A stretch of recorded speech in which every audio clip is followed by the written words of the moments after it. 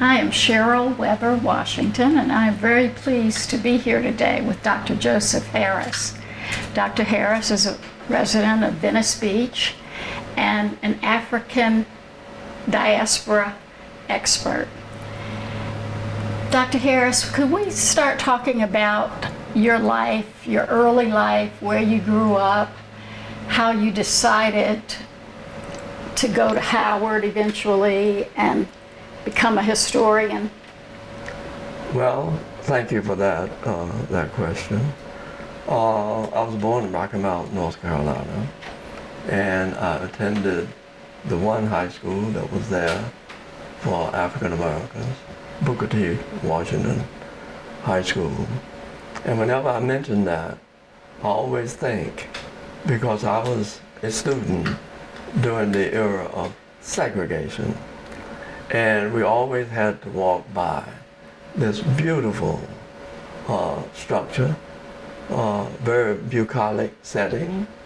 That was a white high school. We would walk by there to get to the black school. And there was a world of difference. And I often wonder why we didn't talk more about that.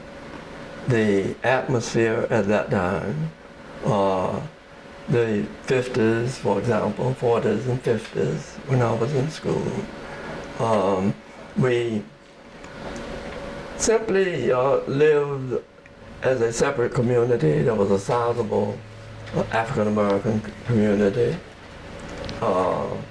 and very few in the community were in fact professionals.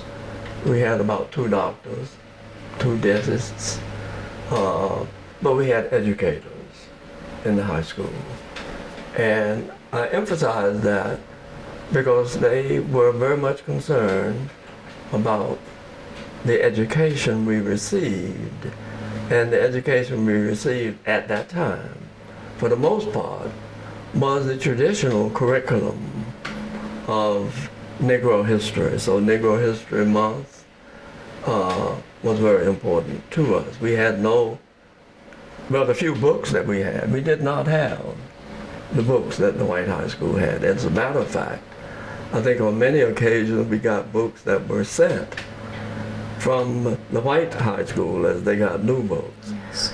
And I say that because it was very difficult looking back, although we at the time had in many instances, a deep commitment to the African American experience. There was a professor, I can always remember 2 or 3 professors. I'll say this and move on, but it's important because he was a Mr. Hubbard, always passed walking back and forth from his home to school. And I would be playing in the yard. I was raised by a single woman, my aunt, who said, well, whatever you do, you're going to school. And she said that often because in that part of North Carolina, the principal work for most people was in the cotton field, picking cotton, tobacco fields. And as a youngster, I was very much interested in doing that, but I was never allowed to do that. My friends, many of them, would forego going to school because they would get the dollar. And I came eventually to appreciate the time that she would come to school and look for me to see if I was there. Very embarrassing, but I stuck with the books. So that was important to me, and I went from there then to Hampton Institute. Spent a year there. I had a scholarship from the Elks in town. After a year at Hampton, uneventful, except I loved the school, I loved the atmosphere and so on. I was determined that I had to finance my way through my education. So I took a year off and worked in Schenectady, and believe it or not, I had a brief stint at Williams College as dishwasher. And how did that come about? My stepfather and my mother lived in Williamstown, and they then invited me to come and they would help me get a job for school. And I took that. I'll come back to that because when I went to Williams College, it was an experience that had different kinds of ramifications. But I stayed there for about 6 months, went to Schenectady, worked in General Electric and came to Howard University. Howard then represented the epitome of education for black people. So it was a great joy for me to be at Howard. And it was there that I began to get some sense of what I call my Africanity. Not very much. I finished Howard in '52 and received my appointment in the military because I was a cadet in ROTC. And after that service, one owed the United States a time in the military. So I spent a very brief period in Korea after the war. Gave me a sense of internationalism that was very meaningful to me. I returned to Howard and enrolled in the master's program for history.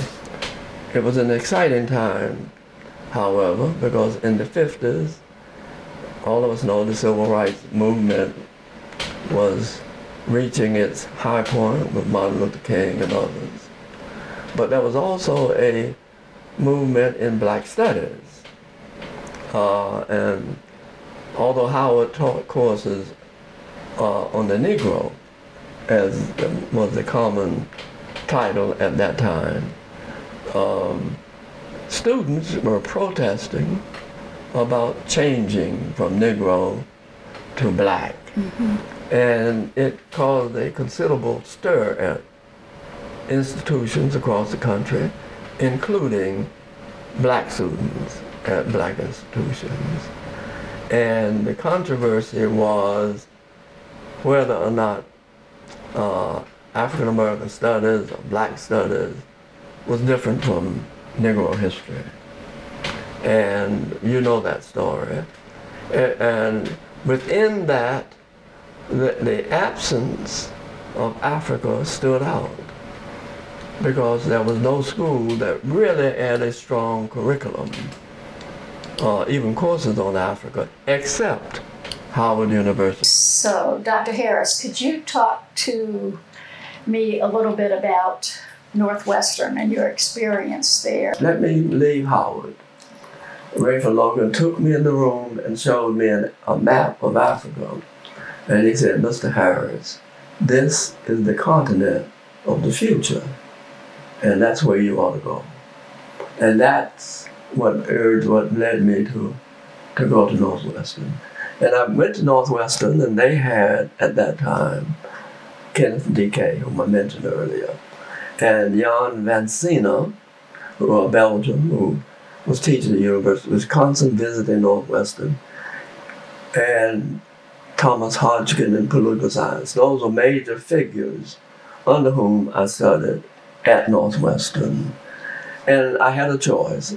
My concern with my meager resources and my increasing interest in Africa, how I could use Africa at a time when there's no place to go to teach it. Because most schools did not teach courses. And they certainly, if they taught a single course, except for Howard. And Howard was already fully staffed. So what I did, I took a double major in African American history and African history, which was what eventually led me to the African diaspora. I did my work at Northwestern and had indeed greatly expanded my horizon for the future.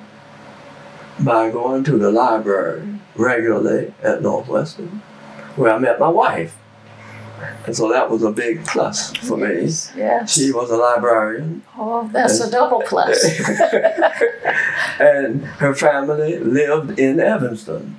Triple plus. Triple plus, because I could get a meal now and then and mingle with the folks in a way that I had not met throughout Evanston. But it was a good experience. I met her, and we eventually, after about a year or so, got married there. Okay. Well, I'd like to also have you talk about your first trip to Africa and under what auspices did that happen?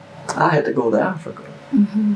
And I had not only to go there to visit, but I wanted to stay for a while. And there was an English language service that was delighted to send me to Africa with some other scholars. And where did you first go? And that was to Guinea. Mm-hmm. And the idea was to teach Guineans who were French speaking English. Mm-hmm. And another part of the program was sent to Ghana to teach Ghanaians French, because Ghana and Guinea had merged as a federation at that time. Interesting. And while there, that's how I decided that since I'm going to be here, I'll choose my dissertation in this area. So in short, I got a grant from the State University of New York, generally, a grant from the school where I taught, which turned out to be my salary. Rose agreed that we would just have to, this is important enough. Yes. And I took a tour. I made a list of countries that I thought I should visit in Asia. I had no contacts except the man that I met in Tanzania, the one who chaired my panel. He said, I have an Asian friend who teaches about trade between Africa and East Africa and India. Contact him.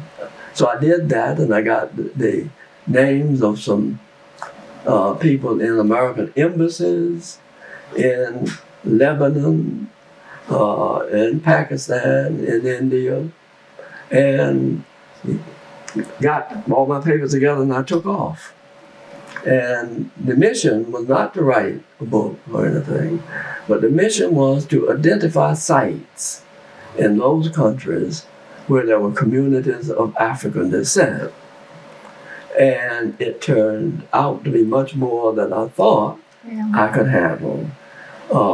And that ended up being not a guide to, as I had planned, for resources for people to visit and do research. But I was able to collect enough data to write my first book, The African Presence in Asia. It was the book then that convinced me that there was a field of study that had been unexplored. First book then inspired me to continue a search for the different places that Africans were taken in Asia. We were familiar with the Atlantic slave trade, and increasingly I found that there was a very active trade in the eastern part of Africa. The places that turned out to be especially important in my research was the trade along the Red Sea that bordered on Ethiopia and Egypt. And on the Arabian side, the Aden, a principal Aden port, and around into the Persian Gulf. Baghdad is not on the coast, but Baghdad was a significant slave market, and so was Basra. Ports like Mogadishu, Mombasa, Mogadishu in Somalia, Mombasa in Kenya, Zanzibar which is a part now of Tanzania, and other ports along East Africa, developed a very lively trade. And all of this early contact predated the Atlantic slave trade. So that this is a much older trade along East Africa. Families of mixed relationships emerged long before the trade to the Americas. And so I identified with my book an area of study that I might want to focus on, long range.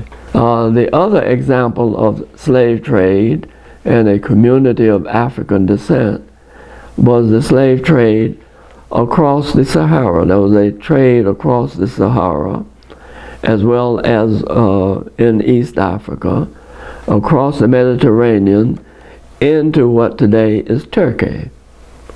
As a result of that trade, these are again were Muslims. There are communities, scatterings of Africans, principally around Istanbul. You can see the arrows pointing into the area of Istanbul, where there are communities of African descent.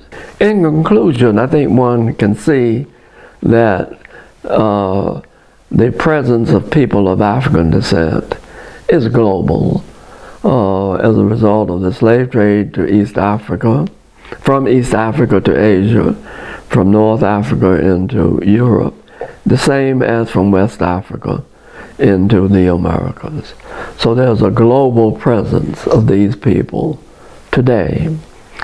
And I think as a result of the image that the Western world has of Africans, the presence of Africans in the European world, in the America, has been such as to enhance those other cultures of the world. And Africans today look around the world and see that they have spread into different parts of the world and have become actors on the global stage, that African Americans are not a unique example, because there are Africans in Asia that have emerged to important positions in Asia. And for a long time, in academic circles, I was the person they called, and I talked about that, because it was not only the slave trade which broadened the whole scope of the picture, and in my view, deserved the title of diaspora. It was the linkages between East Africa and Asia all the way to Japan. Well, thank you very much, Dr. Harris. We could go on, but hopefully we'll have a round two at some point if you're willing. And we really appreciate you sharing your wealth of knowledge. Thank you so much. Thank you.